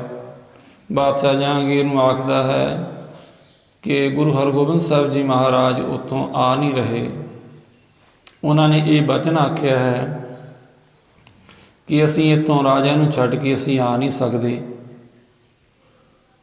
ਅਤੇ ਅਸੀਂ ਜੇ ਆਵਾਂਗੇ ਇਹਨਾਂ ਨੂੰ ਨਾਲ ਲੈ ਕੇ ਹੀ ਆਵਾਂਗੇ। ਤਾਂ ਉਹ ਬਾਦਸ਼ਾਹ ਜਹਾਂਗੀਰ ਨੂੰ ਆਖਦਾ ਹੈ, ਮਹਿ ਪਾਲਕ ਕੈਦੀ ਸਮੁਦਾਇ, ਪਰੇ ਸਰਨ ਸਤਿਗੁਰ ਕੀ ਧਾਏ। ਕਿ ਜਿਤਨੇ ਰਾਜੇ ਸਨ, ਬਾਦਸ਼ਾਹ ਜਹਾਂਗੀਰ ਨੂੰ ਜਾਣੀ ਦੱਸ ਰਿਹਾ ਵਜ਼ੀਰ ਖਾਨ ਕਿ ਇਹ ਸਾਰੇ ਹੀ ਗੁਰੂ ਸਾਹਿਬ ਜੀ ਦੀ ਸ਼ਰਨੀ ਆ ਗਏ। ਮਹਿ ਪਾਲਕ ਕੈਦੀ ਸਮੁਦਾਇ, ਪਰੇ ਸਰਨ ਸਤਿਗੁਰ ਕੀ ਧਾਏ। ਆਪਨੋ ਬਿਰਦ ਵਿਚਾਰਨ ਕੀਨ, ਨਹੀਂ ਦੁਰਗ ਪਗ ਬਾਹਰ ਦੀਨ। ਗੁਰੂ ਸਾਹਿਬ ਨੇ ਆਪਣਾ ਬਿਰਦ ਵਿਚਾਰਿਆ ਕਿ ਅਸੀਂ ਵੀ ਹੁਣ ਇਸ ਕਿਲ੍ਹੇ ਵਿੱਚੋਂ, ਨਹੀਂ ਦੁਰਗ ਪਗ ਬਾਹਰ ਦੀਨ, ਅਸੀਂ ਦੁਰਗ ਆਖਿਆ ਜਾਂਦਾ ਕਿਲ੍ਹੇ ਨੂੰ, ਅਸੀਂ ਕਿਲ੍ਹੇ ਵਿੱਚੋਂ ਆਪਣੇ ਚਰਨ ਬਾਹਰ ਨਹੀਂ ਨਿਕਾਲਾਂਗੇ, ਜਾਣੀ ਅਸੀਂ ਵੀ ਇੱਥੇ ਹੀ ਰਹਾਂਗੇ। ਜੇਕਰ ਇਹ ਸਗਰੇ ਛੁੱਟ ਜਾਏ, ਤਉ ਹਮਰੋ ਚਲਬੋ ਮਨ ਆਏ। ਜੇਕਰ ਇਹ ਸਾਰੇ ਰਾਜੇ ਇੱਥੋਂ ਛੁੱਟ ਜਾਣਗੇ ਤਾਂ ਅਸੀਂ ਇੱਥੋਂ ਚੱਲਾਂਗੇ, ਜਾਣੀ ਅਸੀਂ ਕਿਲ੍ਹੇ ਵਿੱਚੋਂ ਅਸੀਂ ਬਾਹਰ ਆ ਜਾਵਾਂਗੇ। ਨਾਹੀਂ ਤਾਂ ਬੈਠੇ ਹਮ ਇਸ ਸਥਾਨ, ਸਿਮਰੈ ਸ਼੍ਰੀ ਨਾਨਕ ਭਗਵਾਨ। ਵੀ ਨਹੀਂ ਤਾਂ ਅਸੀਂ ਇੱਥੇ ਹੀ ਬੈਠੇ ਹਾਂ, ਅਸੀਂ ਵਾਹਿਗੁਰੂ ਦਾ ਨਾਮ ਜਪਾਂਗੇ, ਸ੍ਰੀ ਗੁਰੂ ਨਾਨਕ ਦੇਵ ਮਹਾਰਾਜ ਜੀ ਦੀ ਯਾਦ ਵਿੱਚ ਅਸੀਂ ਇੱਥੇ ਬੈਠੇ ਰਹਾਂਗੇ। ਸੋ ਜਾਣੀ ਮਹਾਰਾਜ ਨੇ ਬਾਹਰ ਆਉਣ ਬਾਰੇ ਨਹੀਂ ਆਖਿਆ, ਮਹਾਰਾਜ ਕਹਿੰਦੇ ਅਸੀਂ ਇੱਥੇ ਹੀ ਬੈਠਾਂਗੇ। ਤਾਂ ਬਾਦਸ਼ਾਹ ਜਹਾਂਗੀਰ ਨੂੰ ਬੜਾ ਫਿਕਰ ਪੈ ਜਾਂਦਾ ਕਿ ਜੇ ਮੈਂ ਬਾਹਰ ਨਾ ਕੱਢਿਆ ਤਾਂ ਮੇਰੀ ਇੱਥੇ ਮੌਤ ਹੋ ਜਾਣੀ ਹੈ, ਸ਼ੇਰਾਂ ਨੇ ਮੈਨੂੰ ਮਾਰ ਦੇਣਾ।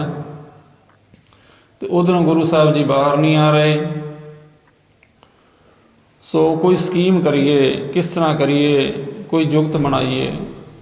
ਤਾਂ ਇਹ ਜੁਗਤ ਬਣਾਈ ਗਈ ਕਿ ਜਿਹੜੇ ਰਾਜੇ ਆਪ ਜੀ ਦਾ ਪੱਲਾ ਪਕੜ ਕੇ ਆ ਜਾਣ ਬਾਹਰ, ਤਾਂ ਉਹ ਬਾਹਰ ਆ ਸਕਦੇ ਨੇ, ਬਾਕੀ ਦੇ ਨਹੀਂ ਆ ਸਕਦੇ। ਸੋ ਇਹ ਸੁਨੇਹਾ ਲੈ ਕੇ ਜਦੋਂ ਵਜ਼ੀਰ ਖਾਂ ਫਿਰ ਦੁਬਾਰਾ ਗਿਆ ਅਤੇ ਕਿ ਰਾਜੇ ਨੇ ਇਹ ਵਿਉਂਤ ਬਣਾਈ ਹੈ ਕਿ ਜਿਹੜੇ ਆਪ ਜੀ ਦਾ ਪੱਲਾ ਫੜ ਕੇ ਰਾਜੇ ਆ ਜਾਣਗੇ ਉਹ ਬਾਹਰ ਆ ਸਕਦੇ ਨੇ। ਕਿਉਂਕਿ ਪਹਿਲਾਂ ਤਾਂ ਉਸਨੂੰ ਇਹ ਆਖਦਾ ਸੀ ਵਜ਼ੀਰ ਖਾਨ ਨੂੰ ਕਿ ਮੈਂ ਤਾਂ ਬੜੇ ਔਖੇ ਹੀ ਰਾਜੇ ਕੈਦ ਕੀਤੇ ਨੇ, ਬੜਾ ਮੇਰਾ ਧਨ ਖਰਚ ਹੋਇਆ, ਬੜੀਆਂ ਫੌਜਾਂ ਮਰੀਆਂ ਨੇ, ਜੇ ਮੈਂ ਇਹਨਾਂ ਨੂੰ ਛੱਡ ਦਿੱਤਾ ਤਾਂ ਫਿਰ ਇਹ ਬੜਾ ਫਤੂਰ ਮਚਾਉਣਗੇ, ਦੁਬਾਰੇ ਬਗਾਵਤ ਕਰਨਗੇ, ਇਹਨਾਂ ਨੂੰ ਛੱਡਣਾ ਠੀਕ ਨਹੀਂ ਹੈ। ਤਾਂ ਵਜ਼ੀਰ ਖਾਨ ਨੇ ਆਖਿਆ ਸੀ ਕਿ ਤੁਸੀਂ ਆਪਣੀ ਸਰੀਰ ਦੀ ਕੁਸ਼ਲਤਾ ਵਿਚਾਰੋ, ਤੰਦਰੁਸਤੀ ਆਪ ਜੀ ਵਿਚਾਰੋ, ਜੇ ਤੁਸੀਂ ਰਹੀ ਨਾ ਇਸ ਜਗਤ ਦੇ ਉੱਪਰ ਤੁਸੀਂ ਫਿਰ ਕੀ ਕਰੋਗੇ। ਸੋ ਇਸ ਤਰ੍ਹਾਂ ਕਰਕੇ ਫਿਰ ਤਾਂ ਕਰਕੇ ਉਹ ਆਪਣਾ ਫੈਸਲਾ ਲੈਂਦਾ ਹੈ ਬਾਦਸ਼ਾਹ ਜਹਾਂਗੀਰ। ਫਿਰ ਉਹ ਭੇਜ ਦਿੰਦਾ ਹੈ ਵਜ਼ੀਰ ਖਾਨ ਨੂੰ, ਜਾਣੀ ਮੰਨ ਜਾਂਦਾ ਹੈ ਰਾਜਾ ਕਿ ਗੁਰੂ ਸਾਹਿਬ ਨੂੰ ਬਾਹਰ ਲੈ ਆਓ, ਜਿਹੜੇ ਜਿਤਨੇ ਰਾਜੇ ਉਹਨਾਂ ਦਾ ਪੱਲਾ ਪਕੜ ਕਰਕੇ ਬਾਹਰ ਆ ਜਾਣਗੇ ਤਾਂ ਉਤਨੇ ਹੀ ਰਾਜੇ ਮੁਕਤ ਕੀਤੇ ਜਾਣਗੇ। ਸੋ ਇਹ ਸੁਨੇਹਾ ਲੈ ਕੇ ਜਦੋਂ ਵਜ਼ੀਰ ਖਾਂ ਪਹੁੰਚਿਆ ਤਾਂ ਗੁਰੂ ਸਾਹਿਬ ਮਹਾਰਾਜ ਨੇ ਸੋਚਿਆ ਕਿ ਇਸ ਵਿੱਚ ਵੀ ਰਾਜਾ ਥੋੜ੍ਹੀ ਜਿਹੀ ਚਤੁਰਾਈ ਕਰ ਰਿਹਾ। ਮਹਾਰਾਜ ਨੇ ਆਖਿਆ ਕਿ ਸਾਡਾ ਨਾ 50 ਕਲੀਆਂ ਵਾਲਾ ਚੋਲਾ ਤਿਆਰ ਕਰਵਾਓ। ਜਿਹੜੇ 5 ਸਿੰਘ ਤੇ ਉਹਨਾਂ ਨੇ 50 ਕਲੀਆਂ ਵਾਲਾ ਚੋਲਾ ਤਿਆਰ ਕਰਵਾਇਆ ਕਿ ਜਾਣੀ 50 ਪੱਲੇ ਹੋ ਗਏ ਮਹਾਰਾਜ ਜੀ ਦੇ ਚੋਲੇ ਦੇ ਨਾਲ। ਸੋ ਜਿਹੜਾ ਉਹ ਚੋਲਾ ਸੀ ਉਹ ਮਹਾਰਾਜ ਨੇ ਪਹਿਨਿਆ, ਸ਼ਸਤਰ ਵਸਤਰ ਮਹਾਰਾਜ ਨੇ ਸਾਰੇ ਪਹਿਨੇ, ਸੀਸ 'ਤੇ ਕਲਗੀ ਸਜਾਈ। ਮਹਾਰਾਜ ਨੇ ਆਖਿਆ ਸਾਰੇ ਰਾਜਿਆਂ ਨੂੰ ਕਿ ਤੁਸੀਂ ਇਹ ਸਾਡਾ ਪੱਲਾ ਪਕੜ ਲਓ। ਮਹਾਰਾਜ ਦਾ ਜੋ ਪੱਲਾ ਸੀ ਉਹ 50 ਰਾਜਿਆਂ ਨੇ ਤਾਂ ਪਕੜ ਲਿਆ, 2 ਰਾਜੇ ਬਚ ਗਏ। ਉਹਨਾਂ ਨੂੰ ਜਿਹੜੀ ਸ਼ਾਹੀ ਫੌਜ ਸੀ ਉਹ ਡਰਾਉਂਦੀ ਹੈ ਕਿ ਤੁਹਾਨੂੰ ਨਹੀਂ ਬਾਹਰ ਜਾਣ ਦੇਣਾ, ਕਿਉਂਕਿ 50 ਪੱਲਿਆਂ ਵਾਲਾ ਹੀ ਚੋਲਾ ਸੀ, ਤੁਹਾਨੂੰ ਤਾਂ ਇੱਥੇ ਜੇਲ੍ਹ ਵਿੱਚ ਹੀ ਰਹਿਣਾ ਪਏਗਾ।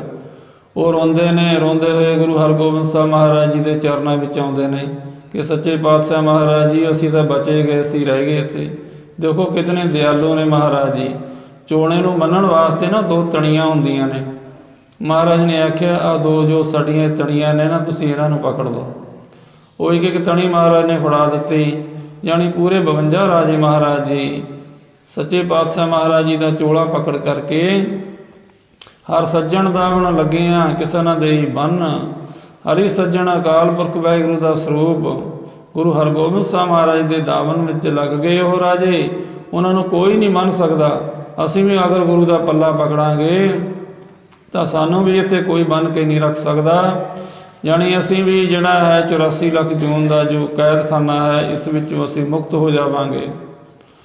ਸੋ ਇਸ ਤਰ੍ਹਾਂ ਕਰਕੇ ਗੁਰੂ ਹਰਗੋਬਿੰਦ ਸਾਹਿਬ ਮਹਾਰਾਜ ਜੀ ਦਾ ਪੱਲਾ ਪਕੜ ਕਰਕੇ ਜਦੋਂ ਬਾਹਰ ਆਉਂਦੇ ਨੇ ਤਾਂ ਉੱਥੇ ਦਰੋਗੇ ਨੇ ਵੀ ਬੇਨਤੀ ਕੀਤੀ, ਸੱਚੇ ਪਾਤਸ਼ਾਹ ਮਹਾਰਾਜ ਜੀ ਮੈਂ ਆਪ ਜੀ ਦੇ ਦਰਸ਼ਨਾਂ ਤੋਂ ਬਿਨਾਂ ਰਹਿ ਨਹੀਂ ਸਕਦਾ, ਆਪ ਜੀ ਮੈਨੂੰ ਹੋਰ ਦਰਸ਼ਨ ਦੇਵੋ ਸੱਚੇ ਪਾਤਸ਼ਾਹ ਜੀ।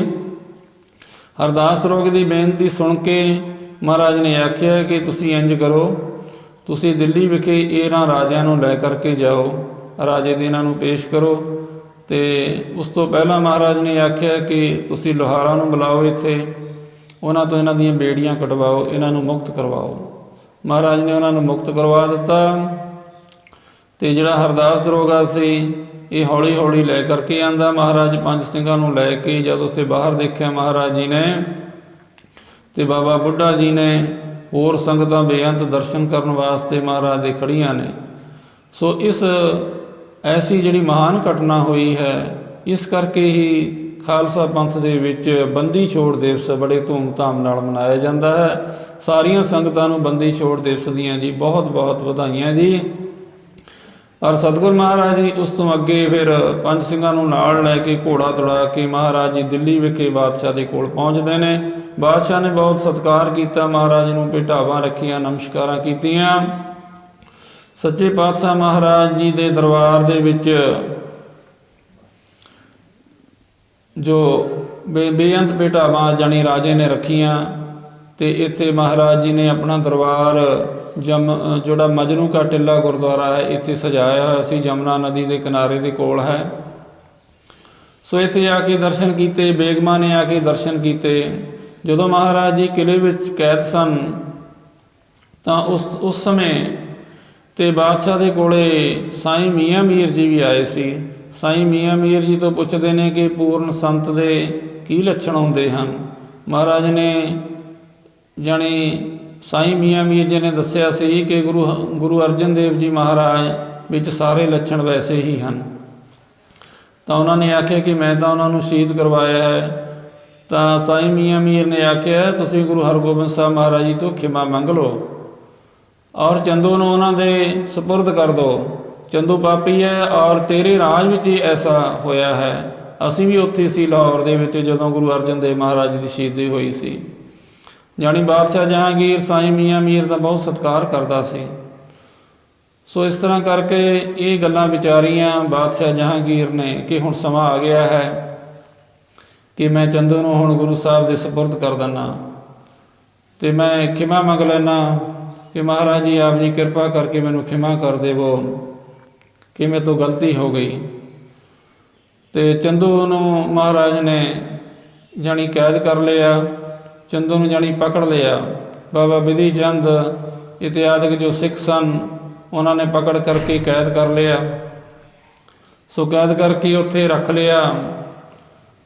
ਸੋ ਉਸ ਤੋਂ ਬਾਅਦ ਮਹਾਰਾਜ ਜੀ ਉੱਥੋਂ ਵਿਦਾ ਹੁੰਦੇ ਨੇ ਤਾਂ ਬਾਦਸ਼ਾਹ ਕਹਿੰਦਾ ਕਿ ਅਸੀਂ ਵੀ ਤੁਹਾਡੇ ਨਾਲ ਹਰਿਮੰਦਰ ਸਾਹਿਬ ਦੀ ਧਰਤੀ 'ਤੇ ਜਾਵਾਂਗੇ, ਅਸੀਂ ਵੀ ਉੱਥੇ ਦਰਸ਼ਨ ਕਰਾਂਗੇ, ਅਸੀਂ ਮਾਤਾ ਗੰਗਾ ਜੀ ਤੋਂ ਵੀ ਅਸੀਂ ਖਿਮਾ ਮੰਗਣੀ ਹੈ।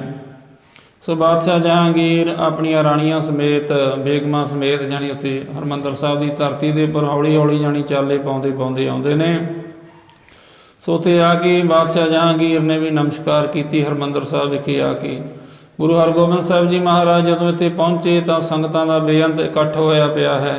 ਸੰਗਤਾਂ ਬੇਅੰਤ ਦਰਸ਼ਨ ਕਰਦੀਆਂ ਨੇ ਗੁਰੂ ਸਾਹਿਬ ਦੇ, ਬੜੀਆਂ ਸੁਗਾਤਾਂ ਭੇਟਾਵਾਂ ਲੈ ਕਰਕੇ ਆਉਂਦੀਆਂ ਨੇ ਗੁਰੂ ਹਰਗੋਬਿੰਦ ਸਾਹਿਬ ਮਹਾਰਾਜ ਜੀ ਨੂੰ। ਢੋਲ ਨਗਾਰੇ ਨਫੀਰੀਆਂ ਵੱਜ ਰਹੀਆਂ ਨੇ, ਖੁਸ਼ੀਆਂ ਦਾ ਦੌਰ ਸਾਰੇ ਹਰਿਮੰਦਰ ਸਾਹਿਬ ਦੇ ਵਿੱਚ ਵਰਤ ਗਿਆ। ਮਾਤਾ ਗੰਗਾ ਜੀ ਬਹੁਤ ਖੁਸ਼ ਨੇ ਕਿ ਮੇਰਾ ਪੁੱਤਰ ਆ ਗਿਆ ਹੈ ਔਰ ਨਾਲੇ ਦੁਸ਼ਟ ਚੰਦੂ ਨੂੰ ਨਾਲ ਲੈ ਕੇ ਆਇਆ ਹੈ, ਉਸ ਨੂੰ ਸਜ਼ਾ ਜੋ ਦੇਣੀ ਹੈ।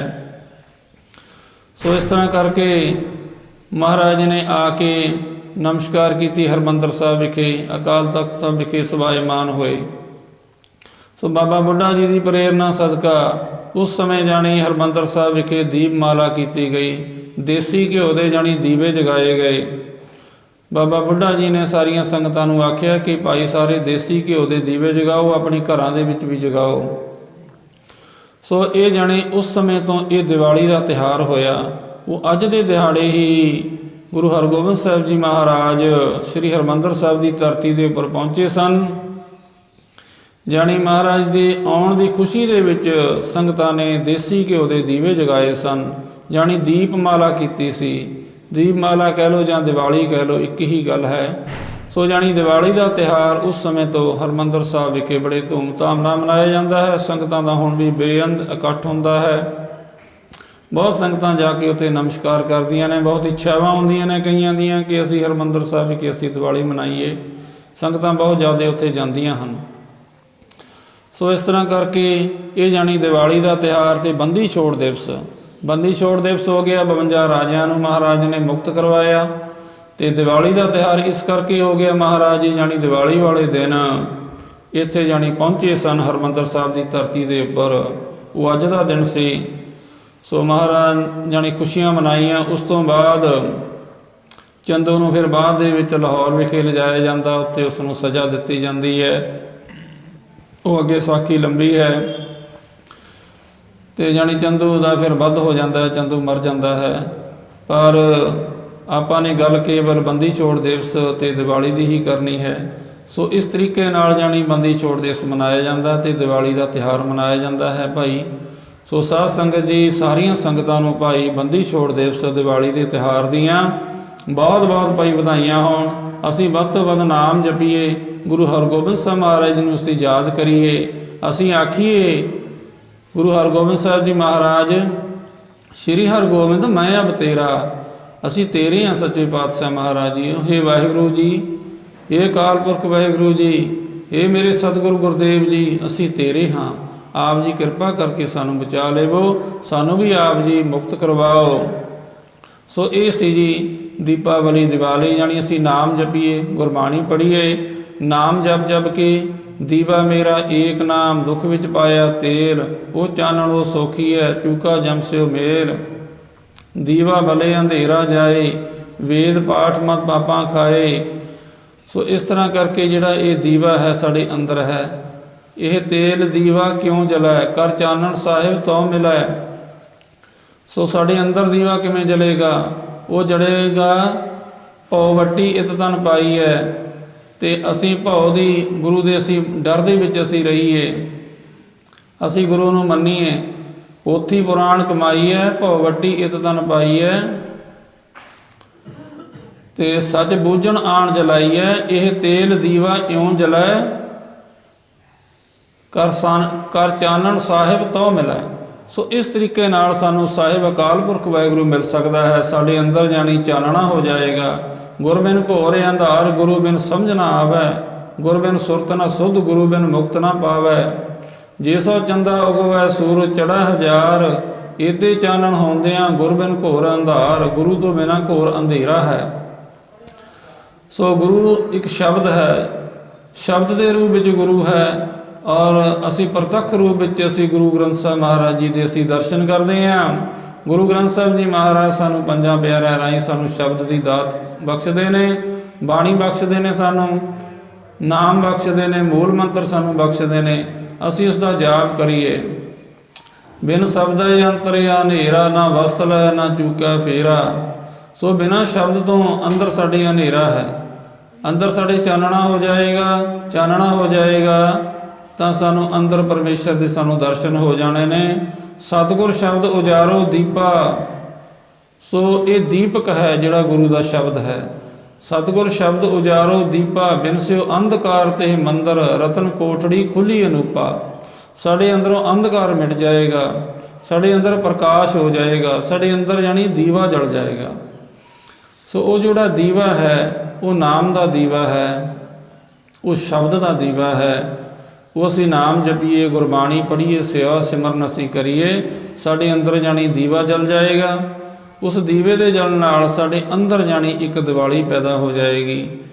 ਬਾਹਰ ਦਿਸਾ ਚਾਨਣਾ ਦਿਲ ਅੰਧਿਆਰੀ ਰਾਤ, ਬਾਹਰ ਦਾ ਬਹੁਤ ਚਾਨਣਾ ਹੈ ਪਰ ਸਾਡਾ ਜਿਹੜਾ ਦਿਲ ਹੈ ਉਸ ਦੇ ਵਿੱਚ ਅੰਧਿਆਰੀ ਰਾਤ ਹੈ। ਸੋ ਅੰਧਿਆਰੀ ਰਾਤ ਦੇ ਵਿੱਚ ਚਾਨਣਾ ਕਿਸ ਤਰ੍ਹਾਂ ਹੋਏਗਾ? ਉਹ ਗੁਰੂ ਦੇ ਸ਼ਬਦ ਦੁਆਰਾ ਹੋਏਗਾ, ਨਾਮ ਜਪ ਕੇ ਹੋਏਗਾ, ਗੁਰਬਾਣੀ ਪੜ੍ਹ ਕੇ ਹੋਏਗਾ। ਸੋ ਇਸ ਤਰੀਕੇ ਨਾਲ ਅਸੀਂ ਜਾਣੀ ਜੋ ਅਧਿਆਤਮਿਕ ਦੀਵਾਲੀ ਹੈ ਇਹ ਵੀ ਅਸੀਂ ਮਨਾਈਏ। ਇਹ ਜਿਹੜੀ ਬਾਹਰਲੀ ਦੀਵਾਲੀ ਹੈ ਇਹ ਵੀ ਸਾਨੂੰ ਮਨਾਉਣੀ ਚਾਹੀਦੀ ਹੈ, ਕਿਉਂਕਿ ਸਾਨੂੰ ਇਤਿਹਾਸ ਯਾਦ ਆਉਂਦਾ ਹੈ। ਗੁਰੂ ਹਰਗੋਬਿੰਦ ਸਾਹਿਬ ਮਹਾਰਾਜ ਜੀ ਨੂੰ ਅਸੀਂ ਯਾਦ ਕਰਦੇ ਹਾਂ। ਸੋ ਸੰਗਤਾਂ ਵਿੱਚ ਖੁਸ਼ੀਆਂ ਦੀਆਂ ਲਹਿਰਾਂ ਹੁੰਦੀਆਂ ਨੇ, ਖੁਸ਼ੀਆਂ ਮਨਾਈਏ ਭਾਈ, ਖੁਸ਼ੀ ਦਾ ਤਿਉਹਾਰ ਹੈ। ਪਰ ਅਸੀਂ ਨਾਮ ਵੀ ਜਪੀਏ। ਅਸੀਂ ਜਪਜੀ ਸਾਹਿਬ ਦਾ ਪਾਠ, ਸੰਗਤਾਂ ਨੂੰ ਬੇਨਤੀ ਹੈ ਕਿ ਭਾਈ ਜਿਤਨੇ ਵੀ ਸੰਗਤਾਂ ਸੁਣਦੀਆਂ ਹਨ ਕਿ ਰੋਜ਼ਾਨਾ ਜਾਣੀ ਇੱਕ ਪਾਠ ਸਾਨੂੰ ਅੱਜ ਦੇ ਦਿਹਾੜੇ ਕਮ ਸੇ ਕਮ ਜ਼ਰੂਰ ਕਰਨਾ ਚਾਹੀਦਾ। ਰੋਜ਼ਾਨਾ ਹੀ ਸਾਡਾ ਨਿਤਨੇਮ ਬਣ ਜਾਵੇ ਕਿ ਇੱਕ ਪਾਠ ਨਿਤਨੇਮ ਤੋਂ ਬਿਨਾਂ ਅਲੱਗ ਕਰਨਾ ਹੈ। ਸੋ ਭਾਈ ਅੱਜ ਦੇ ਦਿਹਾੜੇ ਦਿਨ ਤਾਂ ਭਾਈ ਜ਼ਰੂਰ ਸਾਰੇ ਜਾਣੀ ਜਪਜੀ ਸਾਹਿਬ ਦਾ ਇੱਕ ਇੱਕ ਪਾਠ ਭਾਈ ਜ਼ਰੂਰ ਕਰਨ। ਜਾਣੀ ਬਾਣੀ ਦੁਆਰਾ ਸਾਨੂੰ ਗੁਰਬਾਣੀ ਇਸ ਜਗ ਮੈਂ ਚਾਨਣ ਕਰਮ ਵਸੈ ਮਨ ਆਏ। ਗੁਰਬਾਣੀ ਚਾਨਣ ਹੈ, ਗੁਰਬਾਣੀ ਦੀਵਾ ਹੈ। ਉਸ ਦੇ ਨਾਲ ਸਾਡੇ ਮਨ ਦੇ ਅੰਦਰ ਪ੍ਰਕਾਸ਼ ਹੋਣਾ ਹੈ। ਸਾਡਾ ਮਨ ਦਾ ਜਿਹੜਾ ਹਨੇਰਾ ਇਹ ਮਿਟਣਾ ਹੈ।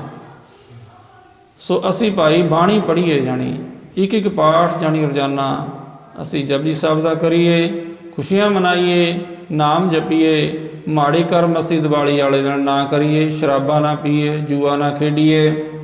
ਸੋ ਇਹ ਗਲਤ ਤਰੀਕਾ ਹੈ। ਗੁਰੂ ਨੂੰ ਯਾਦ ਕਰੀਏ, ਖੁਸ਼ੀਆਂ ਜ਼ਰੂਰ ਮਨਾਓ। ਗੁਰੂ ਨੂੰ ਯਾਦ ਕਰਕੇ ਅਸੀਂ ਖੁਸ਼ੀਆਂ ਮਨਾਈਏ, ਚਾਅ ਦੇ ਨਾਲ ਅਸੀਂ ਖੁਸ਼ੀਆਂ ਮਨਾਈਏ। ਸੋ ਅਸੀਂ ਗਲਤ ਤਰੀਕੇ ਨਾਲ ਜਾਣੀ ਅਸੀਂ ਖੁਸ਼ੀਆਂ ਨਾ ਮਨਾਈਏ ਤੇ ਐਵੇਂ ਕੋਈ ਨੁਕਸਾਨ ਹੁੰਦਾ ਹੈ, ਕੀ ਫਾਇਦਾ ਹੈ? ਜਾਣੀ ਕੋਈ ਸ਼ਰਾਬਾਂ ਪੀਣੀਆਂ, ਮਾੜੇ ਕਰਮ ਕਰਨੇ ਦੀਵਾਲੀ ਵਾਲੇ ਦਿਨ ਐਸੇ ਨਹੀਂ ਕਰਨੇ। ਨਾਮ ਜਪ ਕੇ, ਗੁਰਬਾਣੀ ਪੜ੍ਹ ਕੇ ਅਸੀਂ ਭਾਈ ਗੁਰੂ ਦੀਆਂ ਅਸੀਂ ਖੁਸ਼ੀਆਂ ਪ੍ਰਾਪਤ ਕਰੀਏ ਜੀ।